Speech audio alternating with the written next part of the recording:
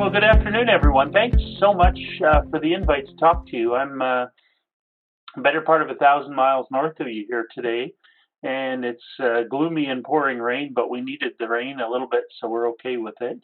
I am going to talk to you today about wild pigs, which is a growing topic and point of concern. And it's always been there because of a whole bunch of reasons, from crop damage to other things. But disease is one of those ones that I think probably has contributed more to my gray hair than anything else with respect to wild pigs. And first, want to recognize my PhD student Ruth and my master's student Corey. The three of us are sort of when we have a national team meeting of all the researchers in Canada studying wild pigs, my two students come into my office and take the two chairs that I have, and the three of us sit and have coffee and talk about pigs. So we're a small bunch, but over the last decade and a bit, we've accomplished some cool things and brought some interesting data to the table. If you're interested in learning more, check out our Facebook page, and you can check me out on Twitter as well. So to sort of take a couple of steps back, we should start from the beginning. As many will know, the history of wild pigs in the U.S. is quite long, 400 plus years. They were brought over by the Spanish and have been, especially in the southern U.S., for certainly over 400 years.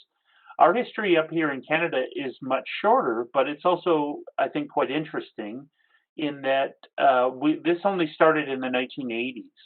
And so, as certainly important context is, there are no native pigs to North America. And so, in terms of certainly in Canada, we don't have wild boar, or never did. These have been introduced. And so, in the 1980s and 90s, there was a huge push in Canada to diversify agriculture and to do other things. And so, they wanted us to switch from, conventional production into these unique markets. So we had emu farms, we had elk ranches, and wild boar were brought in. And for two reasons, really. One was to develop meat farms, and these meat farms were going to fill the niche for, high-end restaurants were going to buy it at big rates, and we were going to ship it internationally, especially to Japan. The other thing that was established, and we still have, are these high fence shoot operations where people can go in and hunt a pig inside a fairly large fenced compound for sport. And this started off with a big bang, and almost all provinces across Canada at least experimented a little bit, and even the Yukon Territory north of 60 also had some and still has. I think there are about 6 farms still way up north in the Yukon, believe it or not. And these started growing, and there was a lot of interest, and it peaked in about 2001. And after 2001, the market really kind of collapsed. There wasn't enough production for a big international market. These things are hard to raise, and they have some fairly unique challenges, even compared to your domestic pink pigs. And certainly one of them was keeping them inside the fence. Now, this is not a fence that I would brag about or show to any of my friends. This is not mine. But this is a pretty rickety affair of pretty disappointing effort here, I think. And this is part of the problem, of course, when people dabble. This is a bit of a long-term frustration of mine, is that when people dabble in agriculture without really trying to learn to do it well, we get these sorts of things. And we definitely see this as being a real risk factor. And so what happened on the landscape, of course, is very quickly these animals, there is a single strand of electric you might be able to spot on your right-hand side there, but keeping in mind in Saskatchewan up here, we get long winters that start around Halloween and end sometime in the middle to end of March.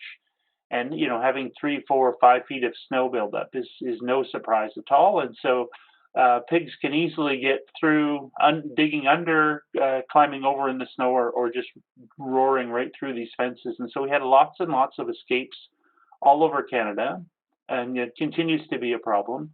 And even more troubling, unfortunately, producers got really frustrated economically, or they had sort of other issues, and they just cut the fence and let them go. And so we've had lots of situations where people have cut a fence and let 100, 200, and certainly in some cases more than 300 animals go at once. And so this is how they ended up in the wild.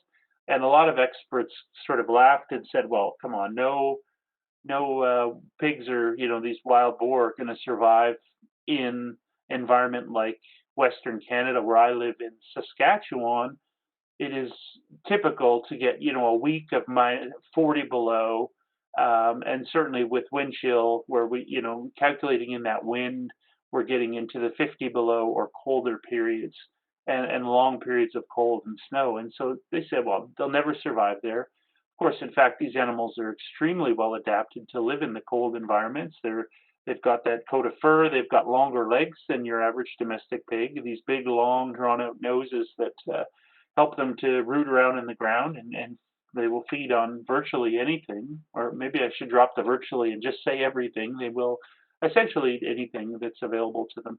And so what has happened in Western Canada, especially where the farming was most intensive and where a lot of the releases and escapes occurred, they've now made it into the wild and start to establish. And this is where our problem is. We have we have some very good operations. I should actually have a photo of one to demonstrate the alternative, but we do have some good operations, and that meat is available in our farmers markets here in the city I live in. And there's certainly some very good examples of things that have been done very well, and it's still ongoing. But unfortunately, there was a number of bad situations that, as often happens, a relatively small number can really create a lot of problems for everybody else. This is a trail camera photo taken recently in Saskatchewan. It's a bit grainy at night, but what it shows is actually a mix of pigs, and this is perhaps one of the most concerning aspects, is that in Europe and Asia, where they're native and have been there for thousands of years, they're called wild boar. I use the term wild pig because it covers a much broader range of things. And the two animals you see in the front are quite hairy, and they look a lot like a wild boar. They are probably mostly, we're working on the genetics of this right now, but it looks like the large majority have been crossed. And that was what was told, the people on the farm were told, well, if you want a bigger animal, a domestic pig has an extra rib, so it's a bit longer. You get bigger litter sizes. You cross that with a Yorkshire or a Duroc landrace, something like that, and you'll get a much larger animal, bigger litters, all this good stuff for production values for a meat farm or for shoot farm for that matter. And so most of the animals that we see out in the wild now are actually some sort of hybrid. But then you look past those two animals, and in fact, we do have a few small herds of free-ranging domestic pigs. So those are Yorkshire pigs, the very light-colored ones right behind the first two. And those almost certainly have no wild boar genetics of any kind. And those are simply animals that were out on range and abandoned for whatever reason. And so we do have a few of those. And then in the back, you'll see a spotted, black and pink spotted animal there. And that's very clearly a hybrid, probably on the order of 50-50. Mix of wild boar and domestic pigs. So we have a whole mixed bag of things.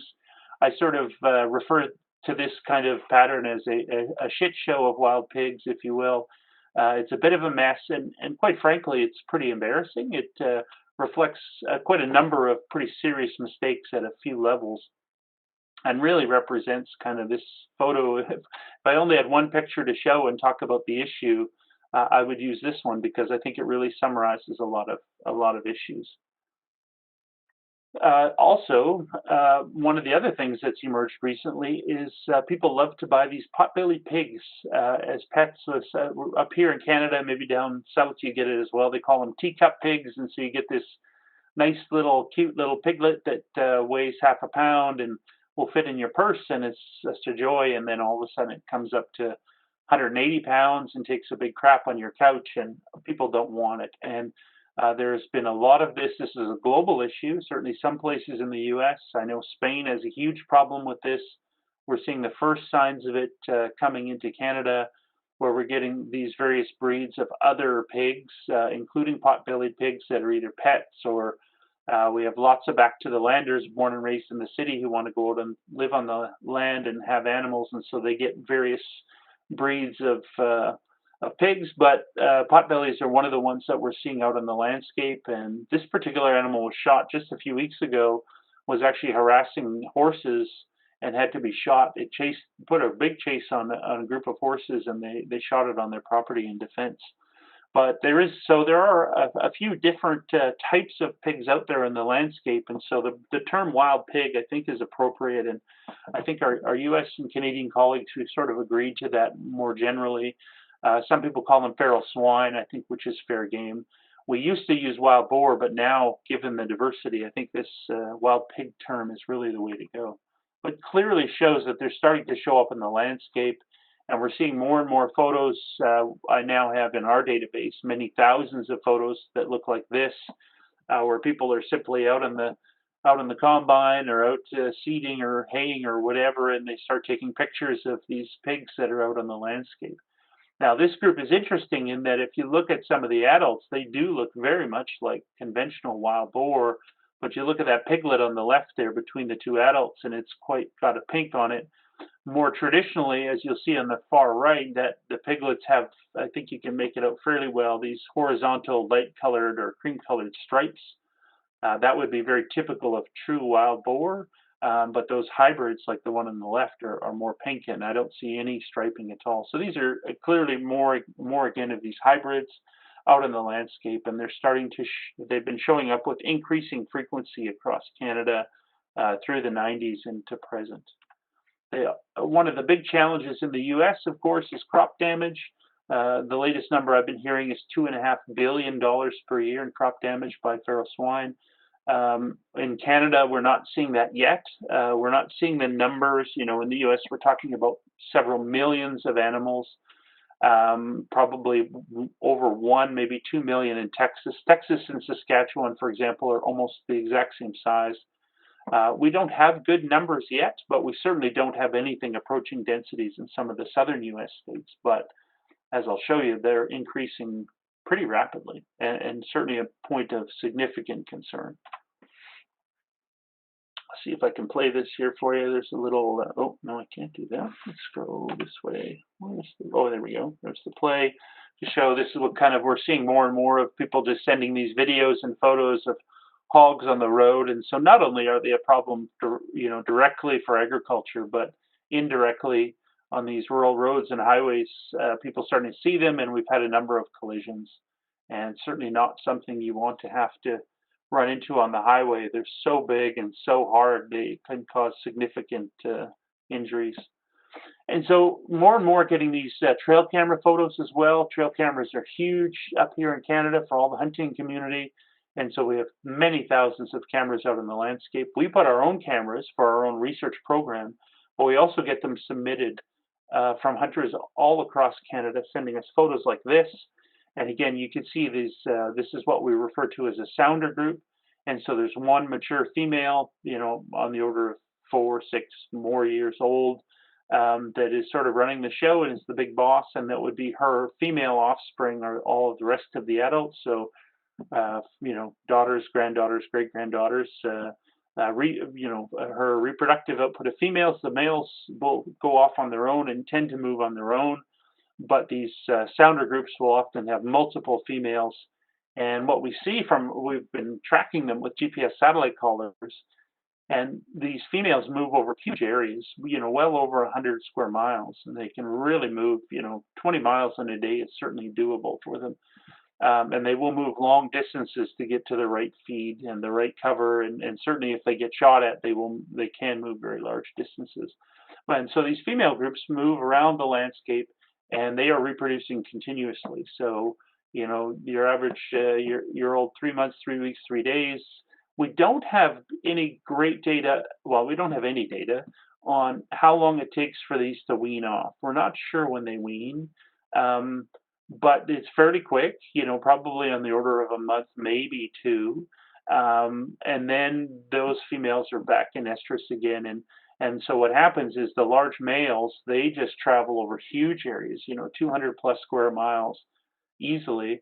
And they're just constantly moving from sounder group to sounder group and mating with any receptive females and then moving on, because animals are constantly coming into heat. And so this is, I won't bore you too much with too many graphs and figures, but this one, all I want to show here was that in all seasons of the year, we see newborn piglets out on the landscape. And so that just shows that, what we thought actually initially, our assumption was because we have these long, hot summers, but very cold, very heavy snow winters, that we would see only summer reproduction, but that's indeed not the case. We don't see many in late winter. That may be a function simply because of the cold and snow, they're not as active. But this is probably the more troubling or most troubling of the of the data that we found so far. And one of our real core efforts has been to figure out, like, where are the pigs in Canada and what is the pattern. We don't have data on numbers. This isn't numbers of pigs. This is occurrences of how many times we've seen them. And clearly, up until the 90s, nobody was seeing them on the landscape in the wild. Very, very rare through the 90s into 2000. It was only in 2005 and then up into 2010 when we really started to get sightings coming in and people were noticing that these things were out on the landscape. And actually, when I started my faculty position, or as my parents would say, my first real job, in 2010 at the University of Saskatchewan, one of our first objectives was actually to use trail cameras to prove that they're out in the wild. And then we did that, and people said, well, yeah, but those are just from farms. They're not reproducing in the wild. And so our second objective was to show or demonstrate if indeed they were, and we did find that they were reproducing in the wild. And so even back as far as 2010, only 10 years ago, there was virtually nothing known about them in the wild and not a lot of interest in doing much about it. There were some efforts, certainly. Our neighboring province, Manitoba, did quite a concerted effort to try and eradicate them. They had a lot of success. And of course, the success you have early on when you have handfuls of animals on the landscape can be quite good. When you look at now where we're at, you can start to expend a lot of effort and a lot of money and have much less success. But so far, there's no indication that any efforts are having much impact. Not to say they aren't removing animals, but these data show that the occurrences are growing. And this paper actually was published recently. You can get it online for free if you want to look in more detail and just type in this name, and it's a free download. But here's a set of maps that my PhD student Ruth and I made, and this is for that 1990-2000 period. And each little red splotch is a watershed. And so we use watersheds because that red splotch is designated as a watershed, but it's also about the same size as a home range for one of our collared pigs. So it represents about the range that they'll move over the course of a year. And so across Western Canada, we had a few. People were aware of it, but it really wasn't seen as anything to be concerned about.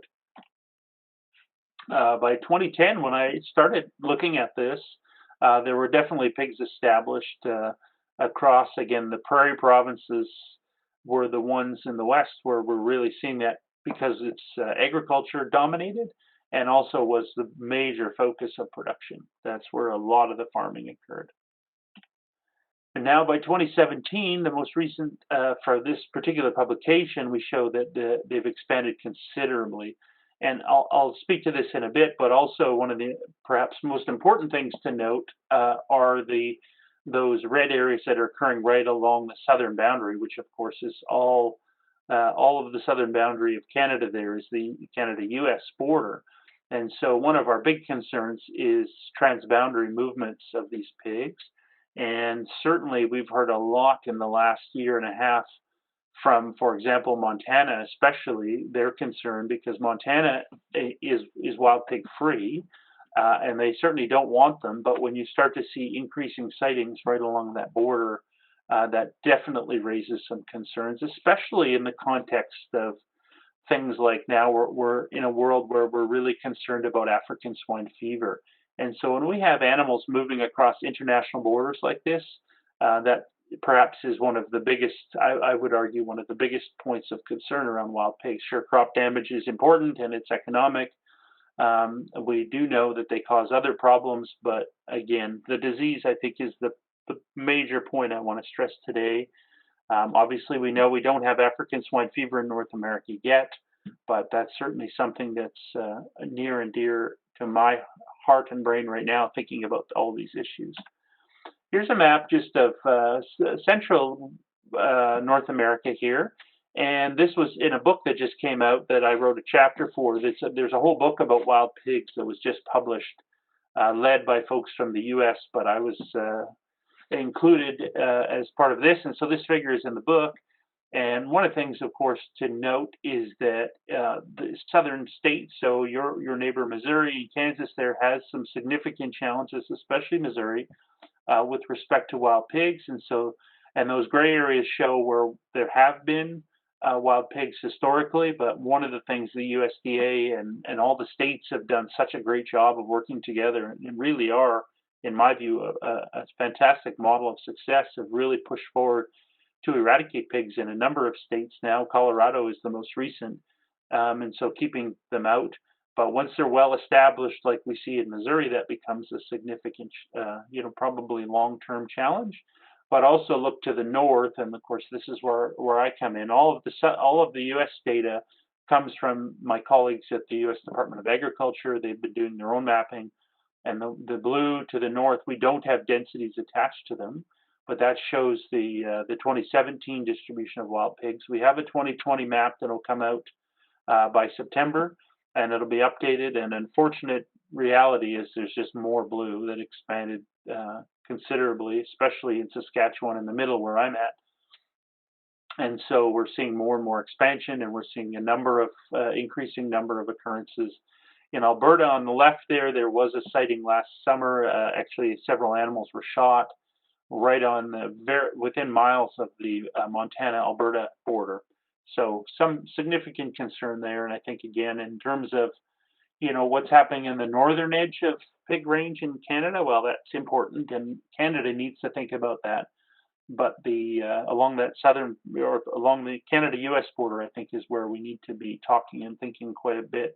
And quite frankly, one of the reasons that I want to talk to you today is because I'm keen to see the U.S. asking some harder questions of Canada and saying, what is going on here, and why are we not seeing immediate and more aggressive efforts to control and remove these pigs, especially within that 50-mile range of the border? To my mind, that should be a massive priority and a huge issue, and so far that has not been yet. For example, last March, I should say, this pig was shot in the Turtle Mountains of Manitoba, and this is about a mile, maybe just a little less than 1 mile from the U.S. border with North Dakota.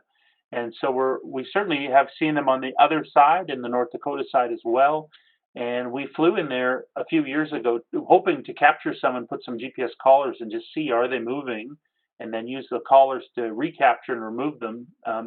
But to see if they were moving across the border. We couldn't find any at that time, but certainly since then, this animal and several others have been shot, and there have been some sightings in North Dakota as well. So certainly highlights the importance of this transboundary issue. In terms of risks and impacts, this was a video, or a still shot taken of a video by a school bus driver in Saskatchewan this winter. The video is actually quite comical in a way. He stops the school bus. He's filming this with this quite large pig you see on the left is putting a run on these cattle, and these young students are in the bus telling him what to do, and trying to stop that pig. And we do see harassment, and have heard of this for quite some time now. Harassment of cattle by wild pigs, but certainly, again, front and center is this African swine fever issue. We know that it's a big deal in Europe and Asia.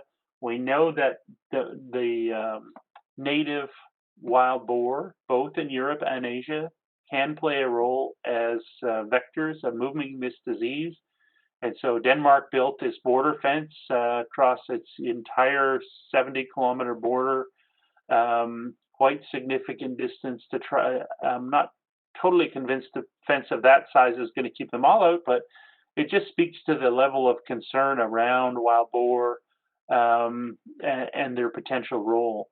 I will say that studies in Europe have actually found that the pigs in Europe tend to move much less, 2 orders of magnitude less.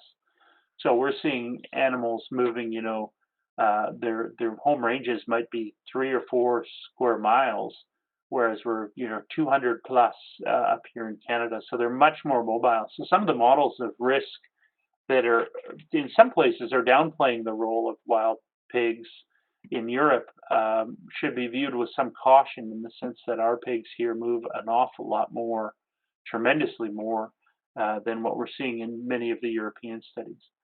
But suffices to say that's certainly front and center. Again, we don't have it, we don't want it, and experts in Canada that certainly far above my pay grade who work on the domestic pig side have long said that the risk is the likelihood that it's going to jump directly into our wild pigs is probably quite low, but that it will more than likely show up in backyard operations, the small farms, which we have a lot of. We have about the same number of backyard operations with a handful of pigs as we do, domestic commercial barns. So those are quite widespread, and but that might be the source. But the concern, of course, then, and which I'll jump to now, is talk a little bit about what we know and what we've been studying about how domestic pigs interact with wild pigs. And this photo was pretty alarming and pretty shocking to me. This is 2015. We were out capturing pigs. We use a helicopter to capture wild pigs, put a GPS collar on them, track them, and then we use them for what we call a Judas pig. So that animal, once it has a satellite collar, it's connected to us. It has a satellite phone built in and phones us and sends us a very specific location. And so we can track that animal anywhere we go. And in fact, one of the best tools in the toolbox to find wild pigs is to actually use these Judas pigs, because we have helicopters with infrared cameras, and some jurisdictions are trying to use dogs, and that's all good, but nothing works better than a wild pig. And so you can use those to track. We were out capturing, and we were actually on the ground just about heading to our study site, and we jammed on the brakes and stopped, and this farm had, this backyard operation had quite a bit of snow buildup on one side, and all of the pigs were coming in and out, including this domestic sow, obviously. But this wild pig was in there, and we knocked on the guy's door and said, "Geez, you got a wild pig in there?" And he said, "Oh yeah, that's my pet now. This is his home. He showed up 2 years ago, and we want to keep him." And I said, "Oh boy, that's this. I don't think I'm going to be able to sleep tonight with this thing mixed in with your domestic pigs. Can I buy it off of you? I'll pay you.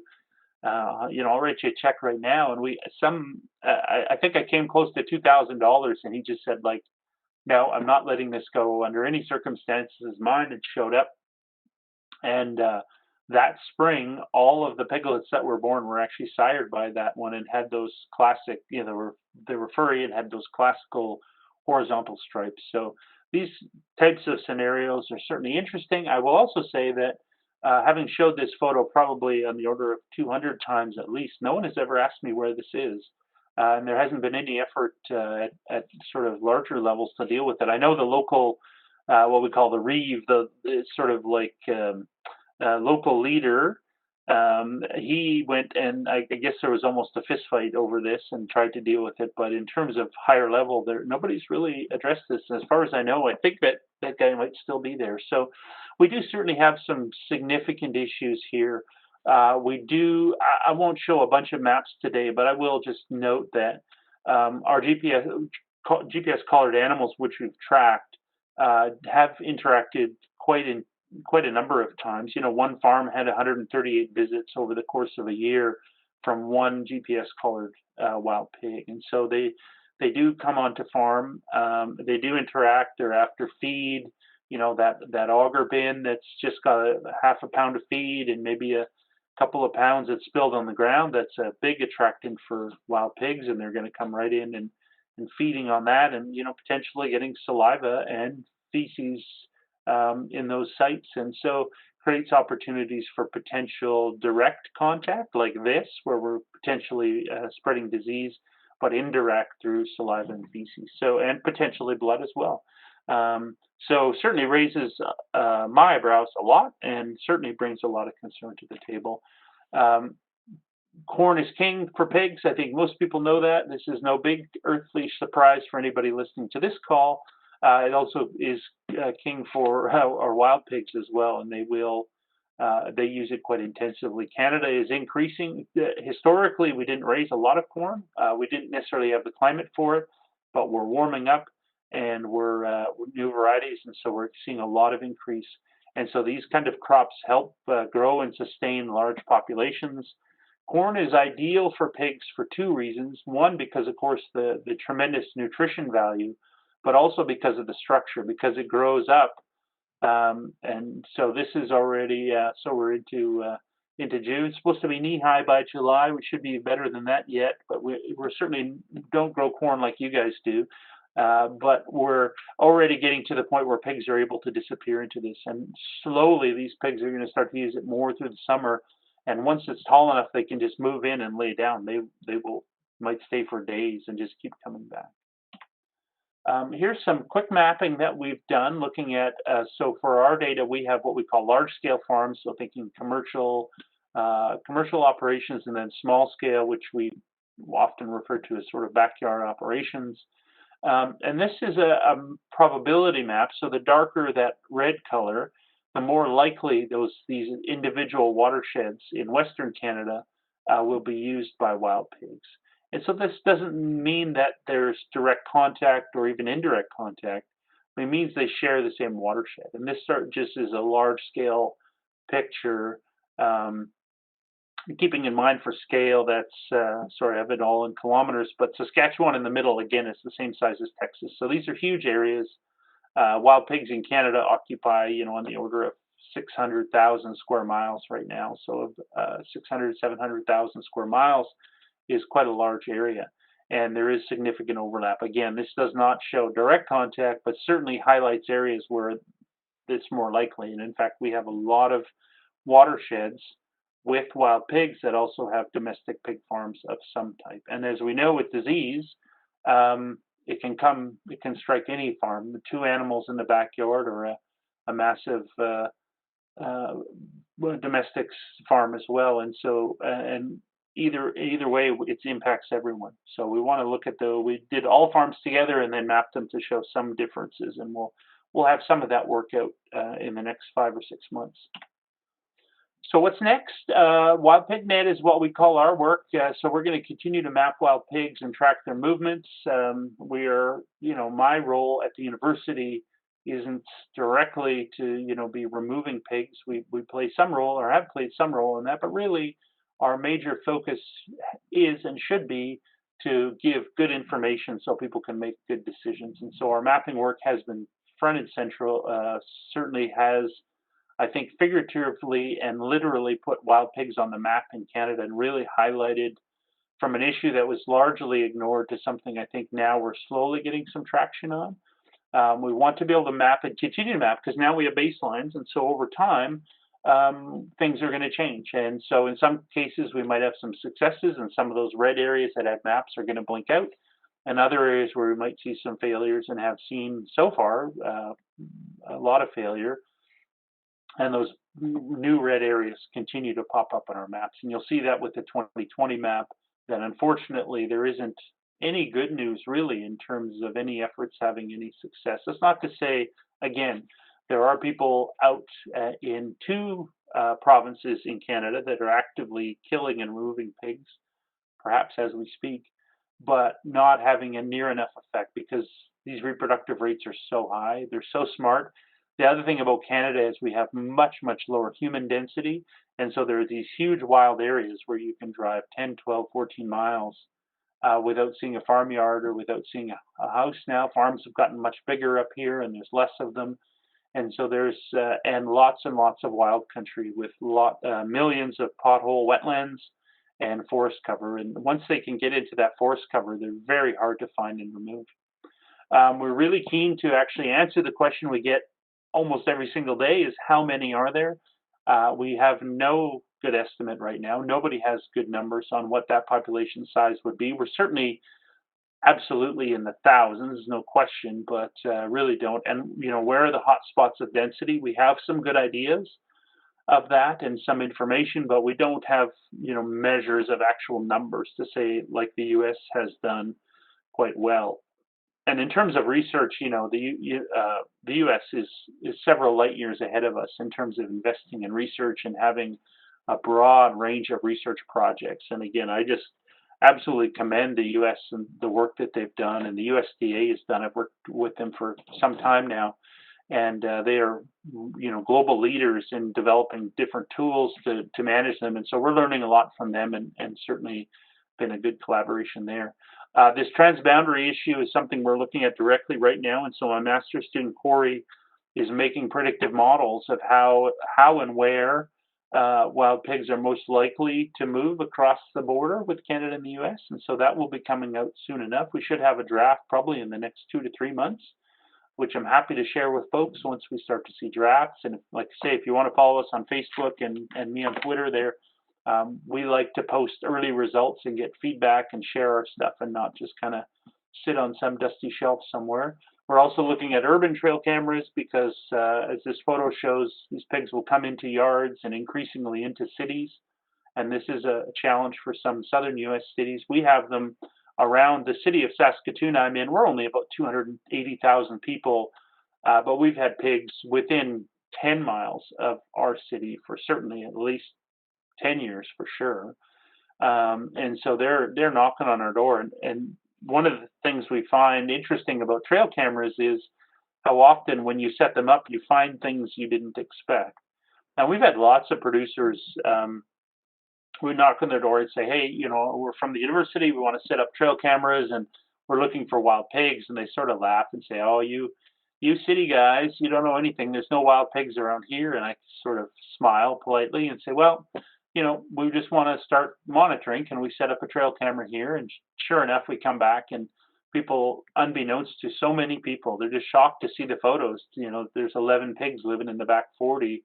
They get into these slough wetlands and these clumps of forest, and often they bed down in the corn.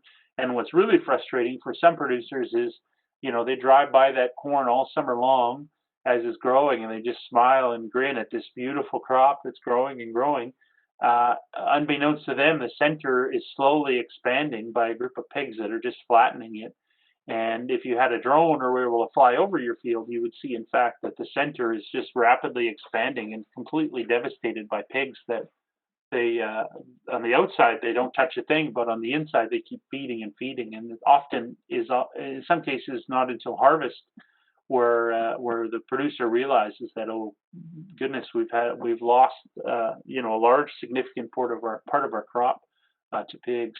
And we have one provincial park in Manitoba where producers said last summer, they said, that's it, we're done. We just cannot grow corn along this park. There's just too many pigs in the park. There's certainly probably on the order of 200 or 300 in this quite small park.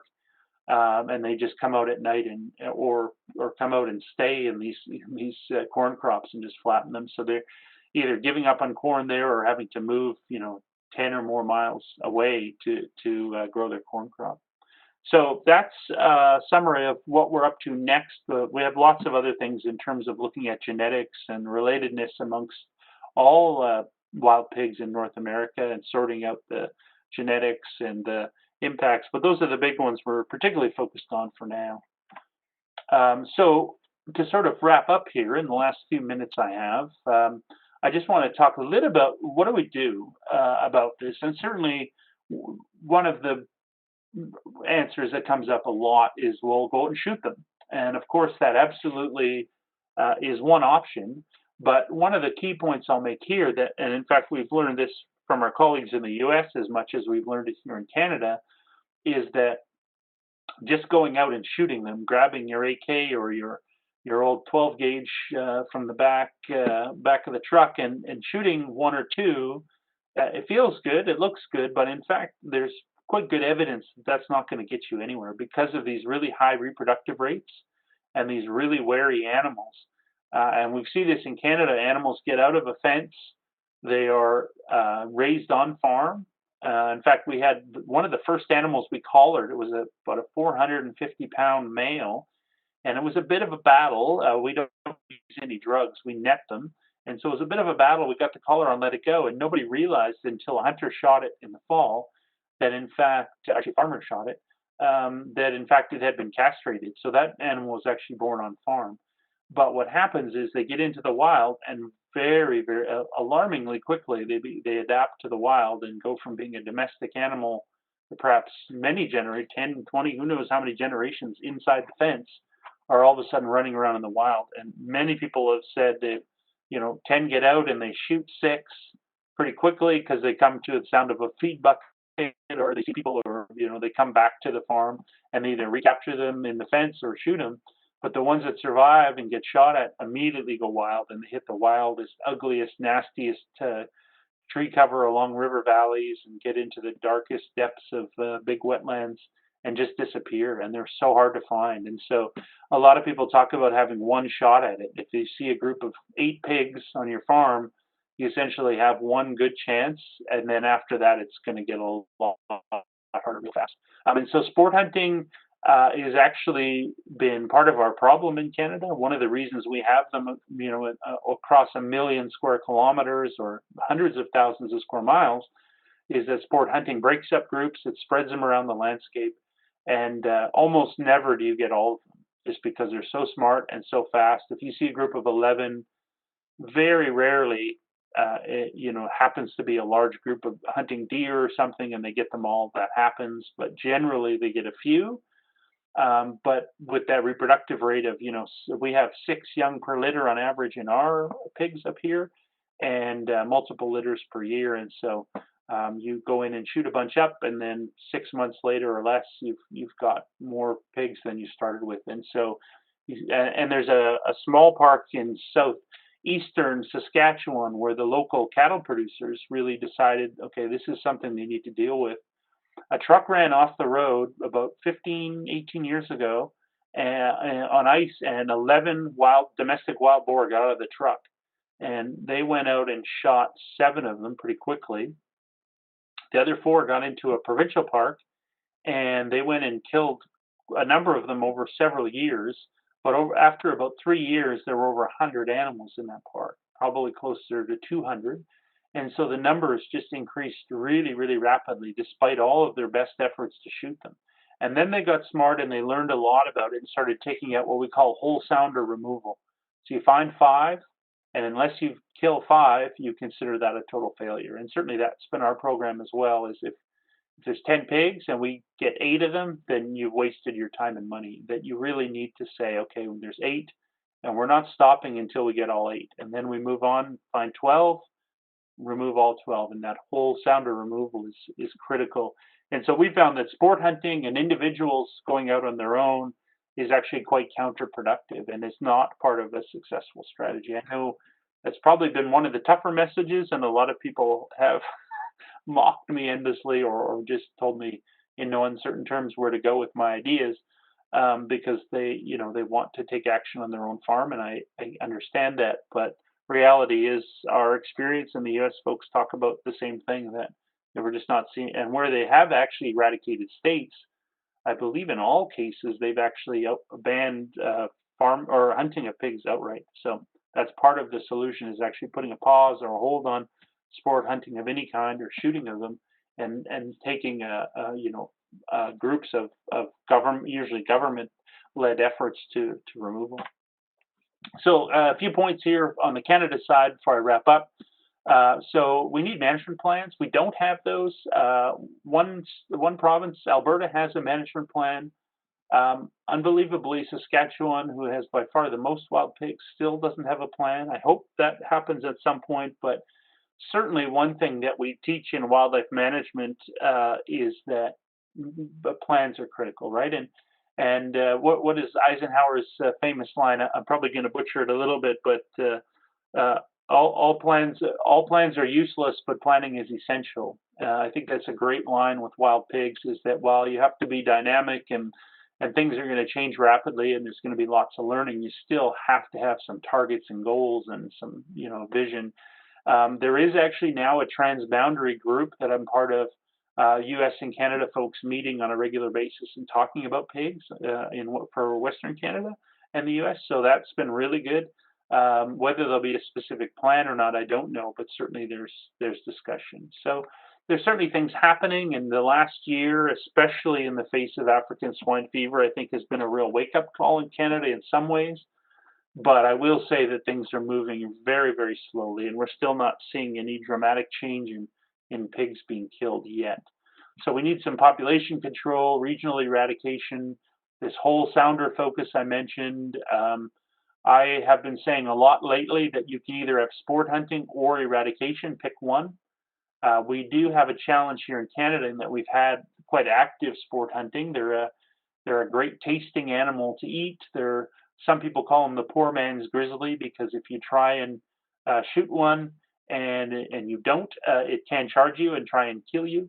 If you want to type in wild boar charge in YouTube, you'll see lots and lots of videos of this in the U.S. and Canada, or not in Canada that I'm aware of, in the U.S. and Europe and Asia, where pigs will charge, so they can be dangerous.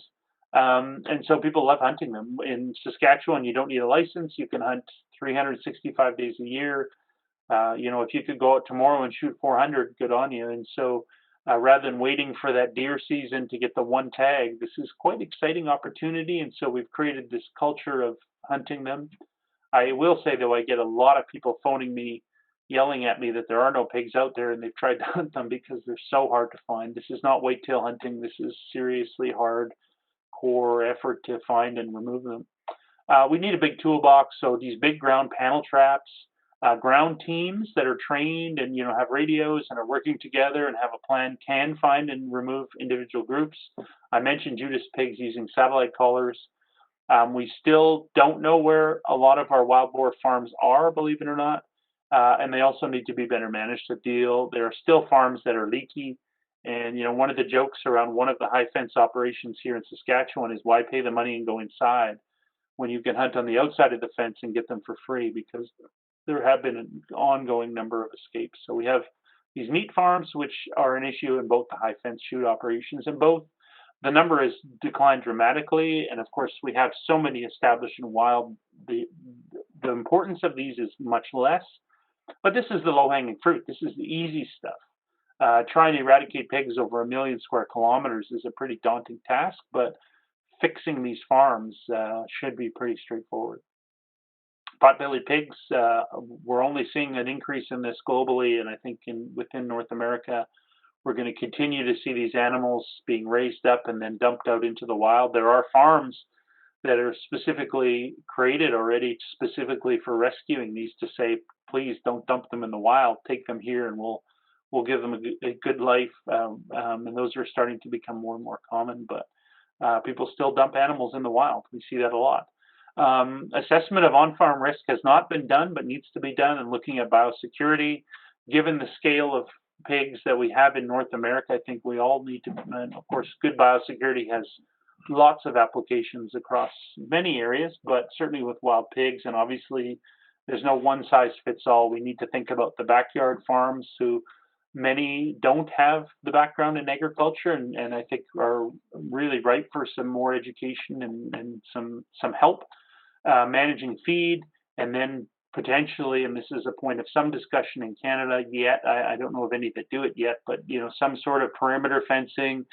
Some people have also even suggested double fencing just to avoid any potential direct or indirect contact.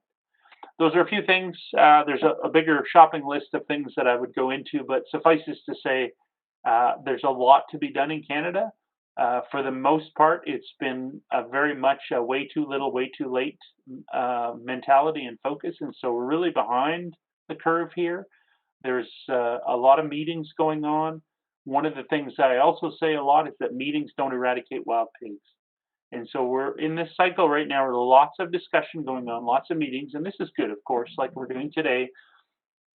Sharing information and talking is absolutely critical. And certainly I don't downplay the value of meetings, but if that's all you do, you're not going to kill a lot of pigs. So we definitely need to be doing more in terms of action on the ground, which is, frankly, is incredibly difficult. And now that things have become so well established, it's just that much harder. And so every year you wait, you have more pigs, and the cost and the challenge goes up and up and up. So with that, I will thank you for listening to me today. There's my email if you want to follow up and have a chat, or if you want some more research that we've done on various aspects of this.